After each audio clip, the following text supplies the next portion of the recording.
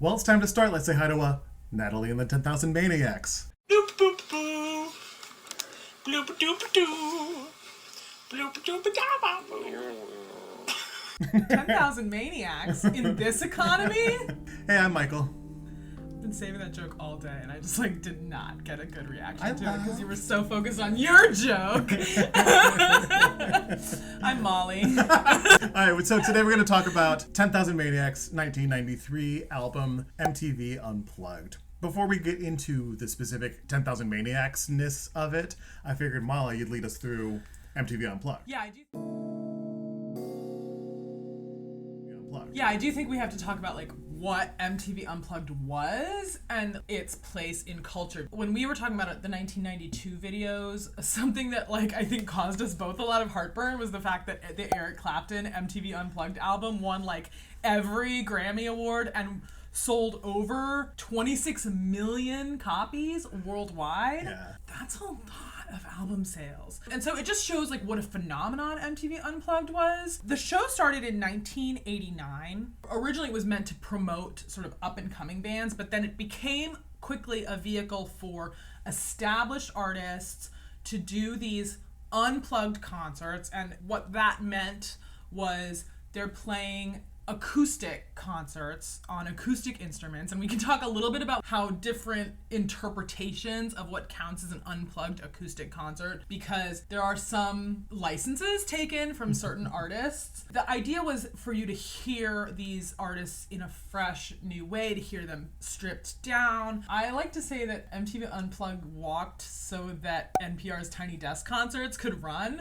And of course they're doing kind of two different things. The NPR concerts are plugged in. Sometimes, depending on the artist, it's the artist kind of gets to do what they want, but they do have rules on they can't have distortion, they can't have certain effects. The important thing about MTV Unplugged is that it is an actual concert and With a live audience. With a live audience in a concert venue. Yeah. It's a small concert venue, but it's a concert venue. But it's also a concert that is designed to be filmed for television. Yes. There were some really important MTV Unplugged concerts that were sort of cultural touchstones. This 10,000 Maniacs album being one of them. There were a few after the Eric Clapton album success, especially, I think. These artists were releasing their recordings from MTV Unplugged as albums. Mariah Carey's success also. Oh, huge. So she even released a single of her recording of the cover of the Jackson 5's song, I'll Be There, yeah. which was a huge hit. Some other notable concerts, of course, the Nirvana Unplugged concert. They had a few singles, notably the David Bowie cover of The Man Who Sold the World. I'm today years old when I learned that George Michael did I didn't know an that. MTV Unplugged in With which all he three of the songs. covered Bonnie Raitt's I Can't Make You Love Me, and it is great. Another MTV plug that I didn't know about was the Paul McCartney one. There's this false controversy that was kind of ginned up for marketing, where they were he didn't want us to release it as an album, but we wanted to, and so they call the name of the Paul McCartney MTV Unplugged album is The Authorized Bootleg. Marketers be marketing. There's a really good Cure MTV Unplugged. Obviously, I think the Pearl Jam actually predates the Nirvana one, which has their recording of Black that is so extraordinary. Bruce Springsteen did an MTV Unplugged, which I think is really funny because he did it with fully electrified normal instrumentation, and they called it MTV Plugged. Björk did an MTV Unplugged with, of course, a very Björk weird instrumentation with harpsichords and marimba. Another really notable early MTV Unplugged was in 1991. They did an all rap MTV Unplugged that was called Yo MTV Raps Unplugged, or Yo MTV Unplugged Raps. I can't remember because it was a play on the show Yo MTV Raps and MTV Unplugged, and it featured an artist called MC Light, De La Soul, A Tribe Called Quest, and LL Cool J. And I looked up some of these performances, and the LL Cool J is so high energy. It's so charismatic with all acoustic instruments backing him up. He does Mama Said Knock You Out, and he rips his shirt off. It's incredible. At that time, for hip hop, especially doing a performance with live instruments and with all acoustic instruments, I think it would have been really revolutionary, and it's a very exciting performance. This album went triple platinum because the Night was the big hit from this album. Natalie Merchant left the band after the recording of this, but before the release of this. On this concert, there are the 5 members of 10,000 Maniacs at the time, Natalie and the 4 dude instrumentalists.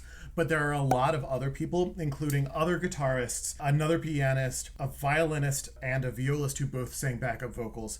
And the violist was Mary Ramsey, who was the future lead singer of 10,000 Maniacs after Natalie left. And there was also a cellist, a banjo player, and 2 bassoonists. Dang, I need to actually watch the show, because to me, the album, you heard the recording of Because the Night on the radio, you heard some of the other tracks often, or you heard the album. You couldn't just go on YouTube or Netflix and watch it whenever you wanted. It either had to be a rerun on MTV, or you had to watch it live, which I did not.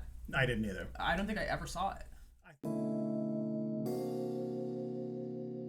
This album was on heavy rotation in my household. It was a thing that both of my parents, my brother, and I all really enjoyed. It was the kind of thing that we're having family over for a holiday tomorrow or later today, and we're all cleaning and getting ready. Let's put some music on. What are we going to listen to?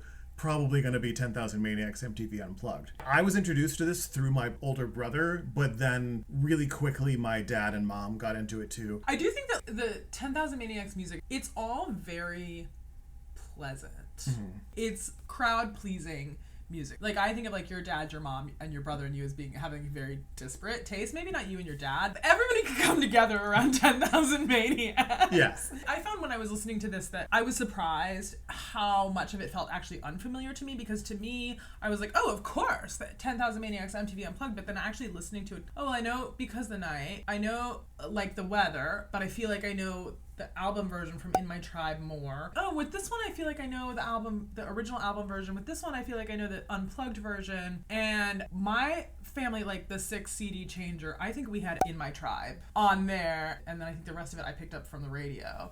But of course, half of this MTV Unplugged concert is from Our Time in Eden, their most recent album at the time.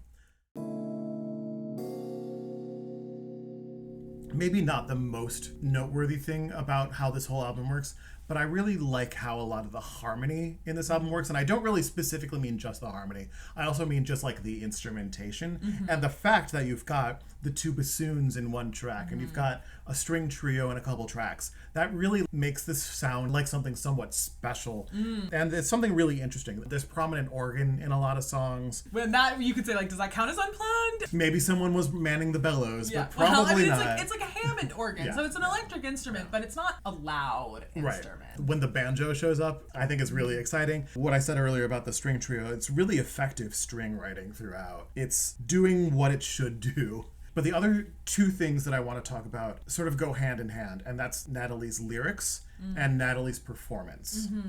A lot of bands from the late 80s and early 90s do the thing where it's perky sounding songs with actually depressing lyrics. Mm. And 10,000 Maniacs was one of those bands. So much of these songs are actually much darker than the music, if you were listening to without vocals, would make you think it is. But sometimes the music itself is just as dark. But when it comes to the lyrics, I think sometimes they're actually a little too dense for their own good, especially because it's often hard to hear Natalie's diction. Yeah, because she has that sort of marble mouth. Yeah. And when you couple that with really dense lyrics in a couple tracks, I feel like it kind of lose all of it. She put in all that work to make these lyrics that are, flowery and poetic and dense, but you're losing the effect. It's interesting to me that the word you use is dense, because I don't see her lyrics as dense per se. I see them as being multi-layered and faceted, but actually quite conversational and... Depends on the song.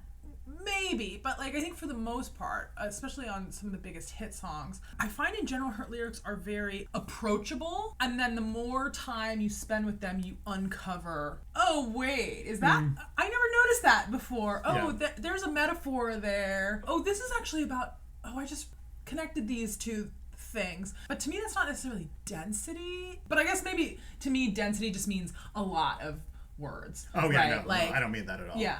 I mean density of meaning. Yes. Yeah, I would say there's density of meaning. Yeah, Sure. yeah. One of the most interesting parts about how Natalie's lyrics work is how they work with her performances in this album and in all of their music and in all of Natalie's solo music as well. I want to call out specific moments in songs when we get to those songs, but I think that one of the things that she does so well is she saves the best moment of her performance for the right moment in the lyrics. Yes. She's a master at that. Yeah, because I think her singing is generally very even, and I think that is part of what contributes to the pleasantness that I was describing. Like, it just kind of washes over you, and it doesn't,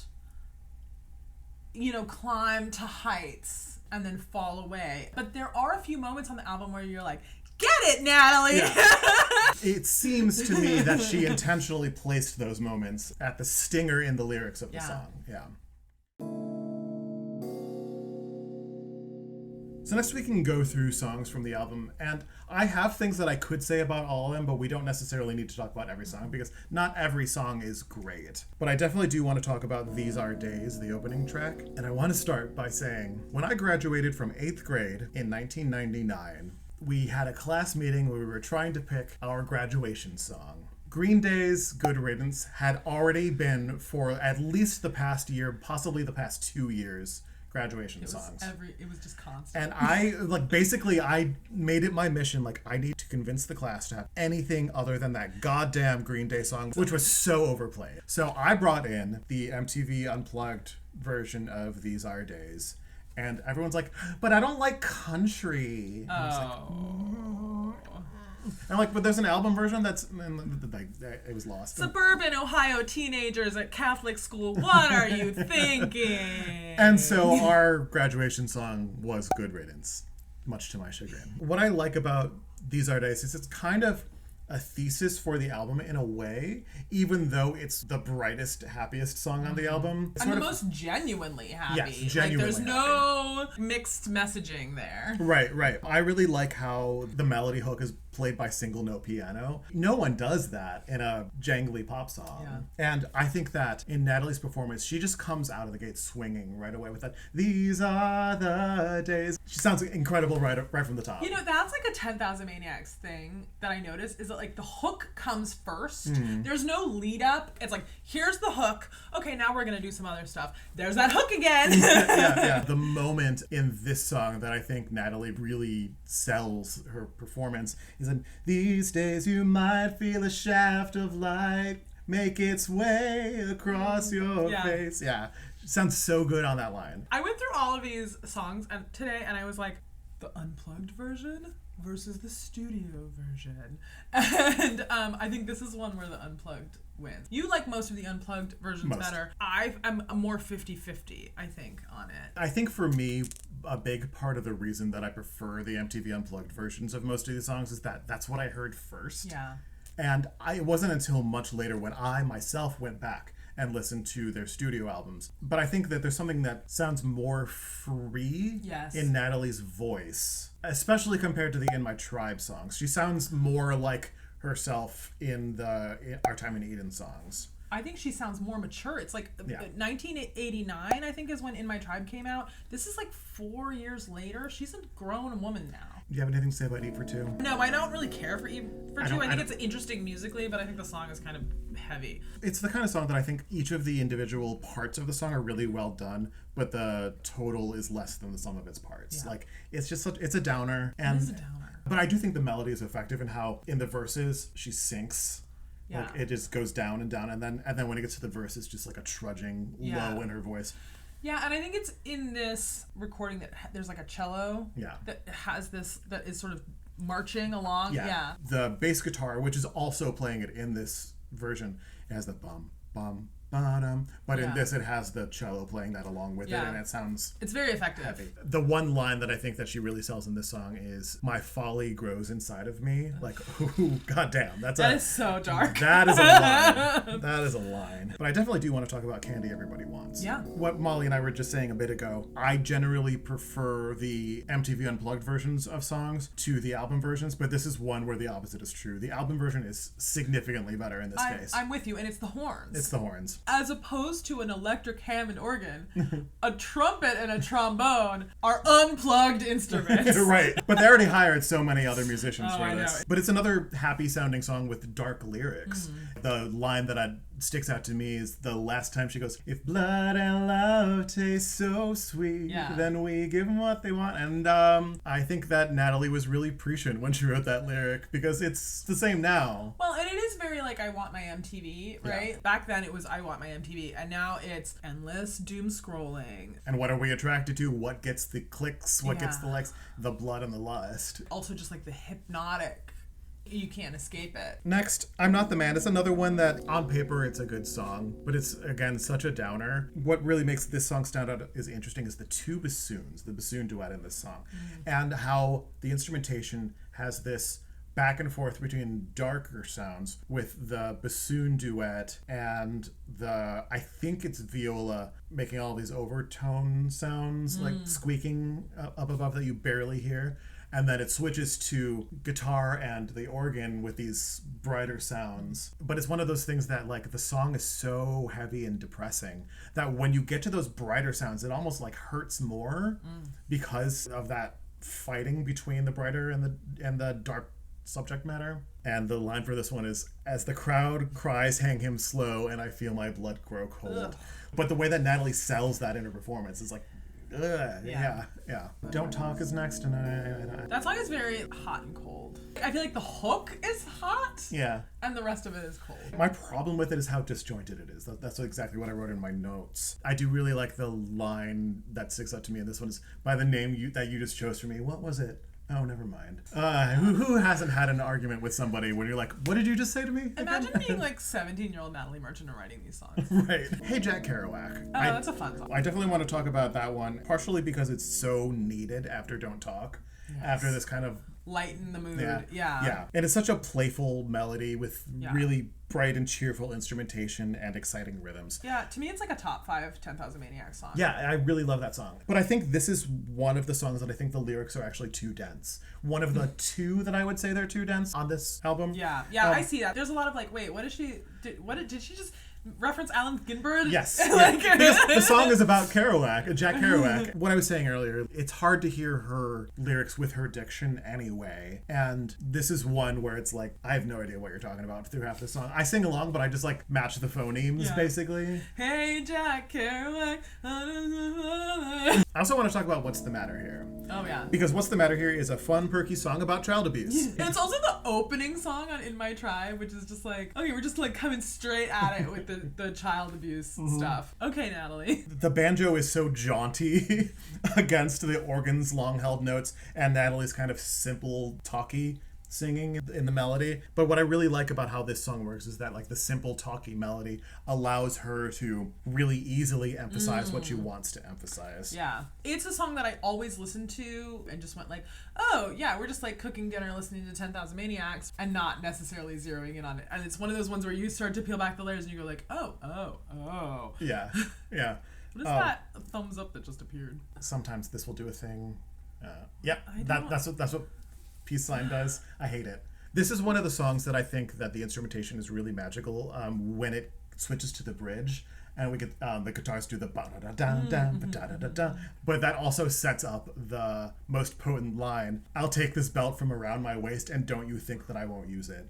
Natalie like really sells it, and there's like less happening around her voice at the time. There's just a loud snare and then she sings the line. It's like, oh god.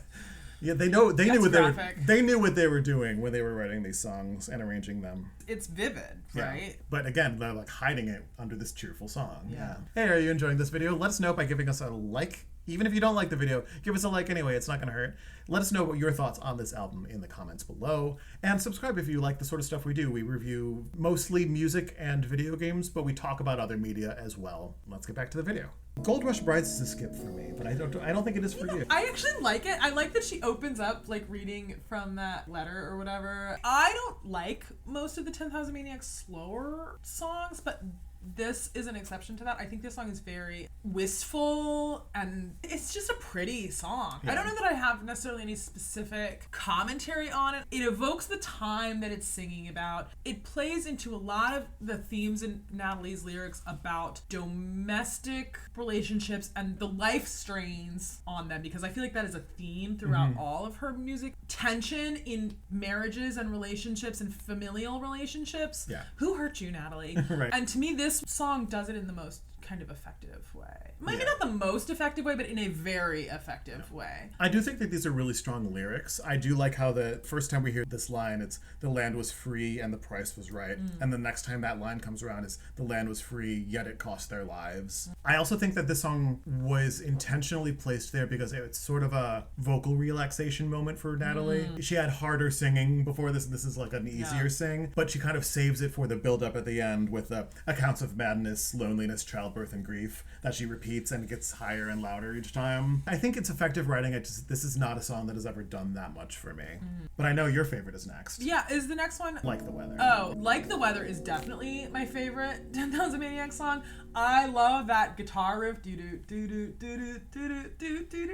It's so hooky. Yes, it's like so hooky. This is one where, even though I think the original studio album version is much more familiar to me, I think I like the unplugged version better because of the way that the acoustic guitar exposes the technical stuff that happens. We talk so much about Natalie Merchant in this, but like the other musicians in 10,000 Maniacs are excellent. Yes, they are. And the guitar work in this song, and in a lot of their songs, but in this one, I think it really highlights it, is so technical and precise. They're making certain sounds that are not necessarily conventional guitar sounds.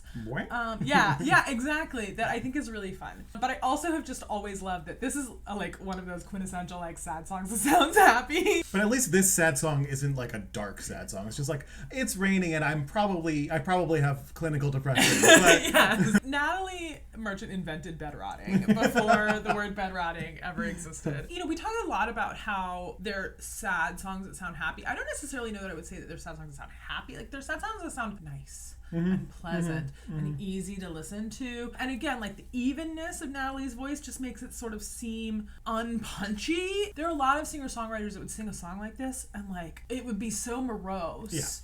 With this one, it approaches the sort of idea of like, I'm bedrotting with depression from a like, oh well kind of standpoint that I think is kind of refreshing actually. You can compare it to like a Mitski song, because like Mitski writes so many songs about like, look at how depressed I am. I think she's doing better now, so she like seems good to for be, you, Mitski. as far as I can tell, But also love you, Mitski, but oh, totally. The Mitski songs, they're so wrapped up in metaphor. Look, I'm a sad girl from time to time, and I can listen to some Mitski. But this is refreshing. Just point Molly to the nearest window on a rainy day.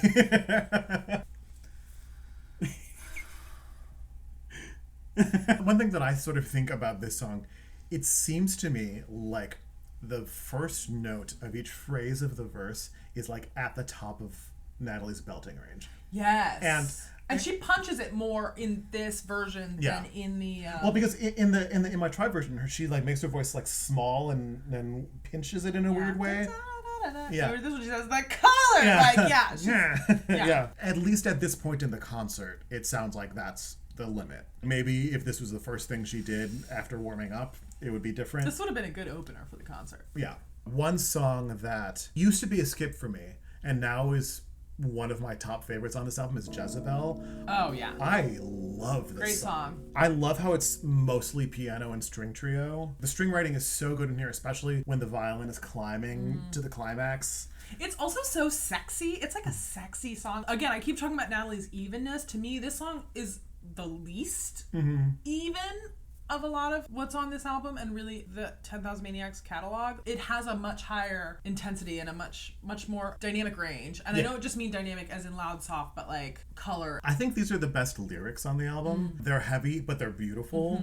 And Natalie's performance matches that, as you were just saying. It's mostly subdued, but then when it starts to climb at the end, and finally she gets to the point, oh, how I wish we'd never had tried. And that's like a... I know, it's like, it's God. heavy. But like, it also, like, it to me, more than any other song on this album, like I want to luxuriate in this one a little bit. There's a lusciousness to it that the other tracks don't have. And again, like a sexiness to it. Like, and I know part of it is like the shame that is in this track and the remorse, but also like it's a little bit titillating. Yeah. Right? Most of the songs focuses on how she does not feel the same love that she knows that her partner does for her. She wants to break it off, but she doesn't want to hurt him. And she still feels all this love and she just feels nothing. Yeah. And it's like, ooh.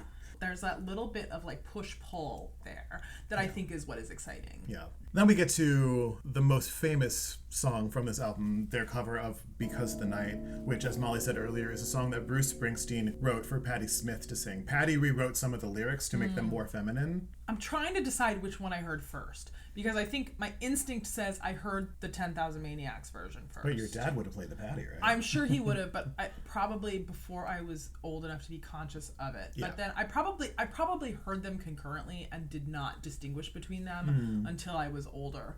I think I might like this one better. I think it really depends on which day you ask me. I mean, I think the Patti Smith version has a much more raw intensity, which you would expect from Patti Smith. And I think the Natalie Merchant one, again, it has that evenness, but it's also probably about as intense as Natalie gets. And it also has that, because the night, it's very percussive. You can tell it's not a 10,000 Maniacs song. It doesn't feel like their other songs. And so I think that's part of what makes it really exciting on this album. Yeah. I honestly think that every concert should have a cover on it. The one thing that I will say about this song, like I still really love this song and this version of this song, but I feel like the melody of Because the Night doesn't quite fit Natalie's voice like a glove. Like, she sounds good on it, but it's not made for her because it wasn't made by her. She still sounds really good, but it's like there are things that, like, oh, if Natalie had written this, it wouldn't have sat in this part of her voice for this long or something like that. Another thing that's exciting to me about this track is, you know, there's so much instrumentation on this stage, and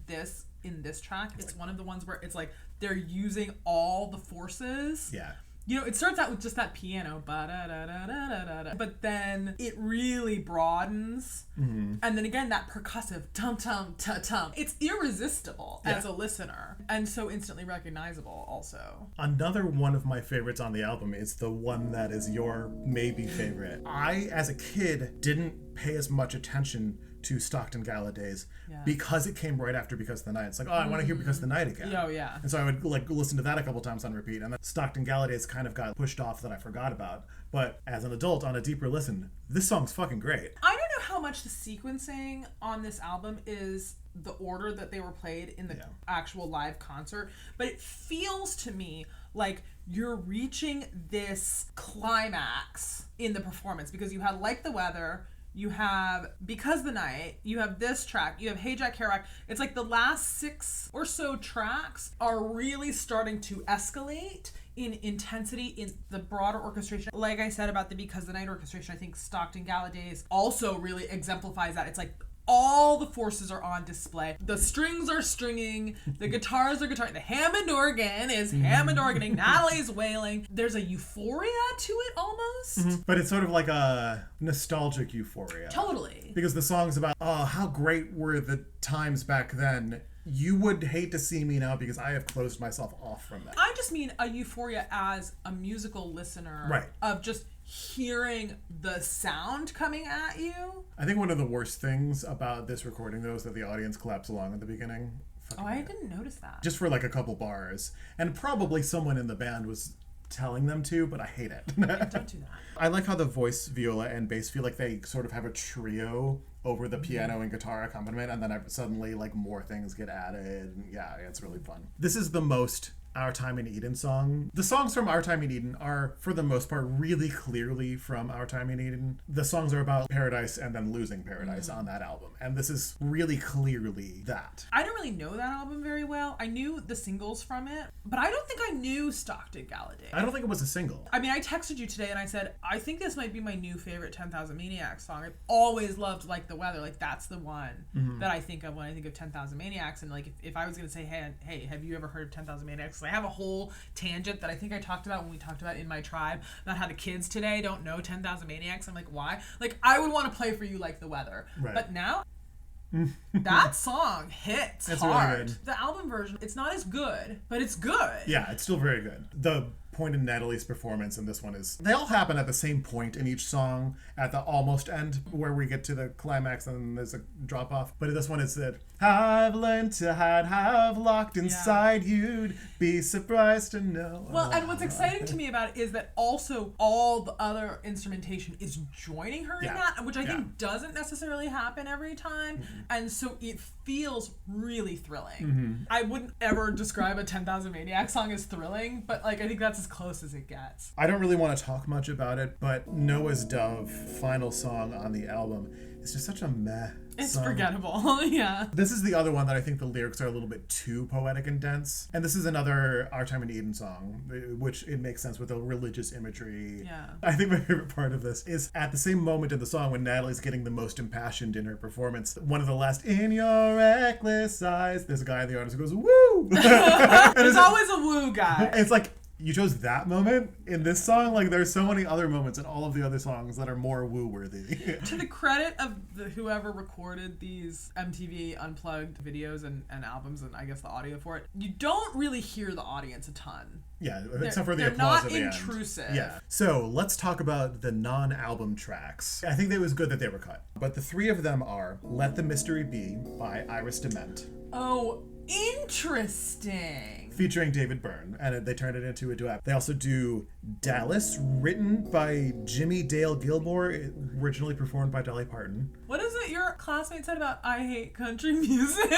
We don't want a country song. And then these tracks are a bunch of country tracks. Songs, yeah.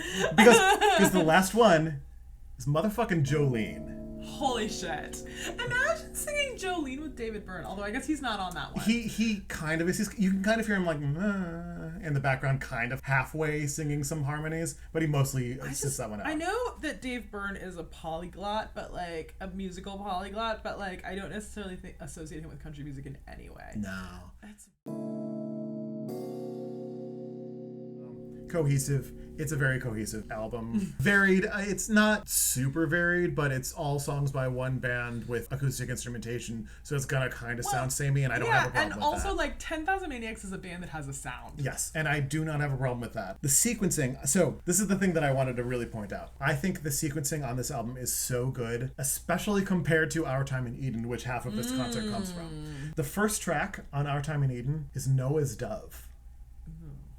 The last track on Our Time in Eden, I'm Not the Man. I'm Not the Man is 2/3 of the way through the album song. So is Noah's Dove, really. It's filler. They're filler songs. And they're depressing filler songs. It tells you that to the members of the band, they did not see those songs as filler songs. They saw those songs as important songs. If they put it at the end of the Unplugged, I keep wanting to call it fucking Tiny Desk.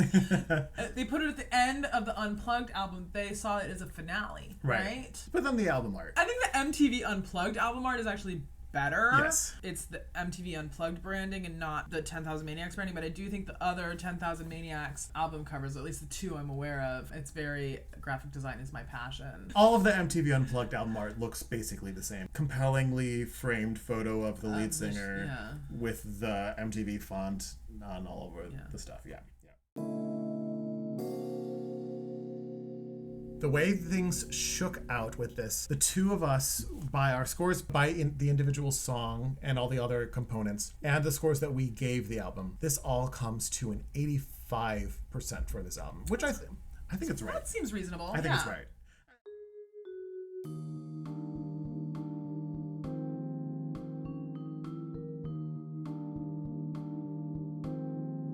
It's a good album. I don't think it is a great album. My most recent video with me talking that came out before this was in defense of mid. I think we should all experience more mid art.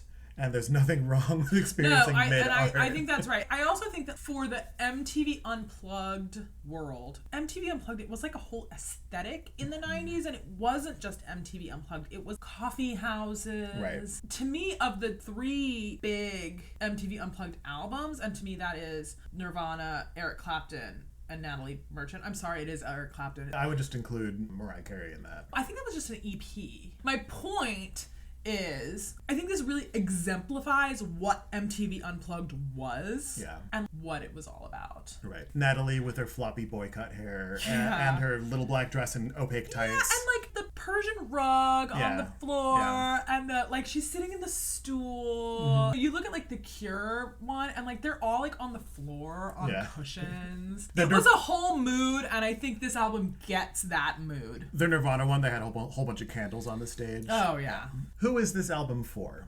Who would you recommend this to? If you like this, you would also like that. The Oberhauser family while they're cooking dinner. It's something that you can listen to like at a dinner party when you've got a disparate group of people together of different generations, of different tastes. It's something that everybody can kind of agree on. Yeah. It's not going to be offensive to anybody, but also it's not going to something that like, ooh, let's listen to that again and dance. Right. It's easy to listen to while still being of good taste. Yeah, so I think that's about it. Any last thoughts from you? What a friggin' iconic voice on Natalie Merchant, right? Like, Right. we spent a lot of time talking about Natalie Merchant today, and I know we've talked about her in the past, but who sounds like her? Hey, thanks for watching. Again, give this video a like if you like it. Up here is a video that YouTube thinks you might like, so check that out. Down here is the playlist of other music reviews that we've done, so check that out if you're interested in more. That should be about it. Maintain your groovy selves. Ba-ba-boo.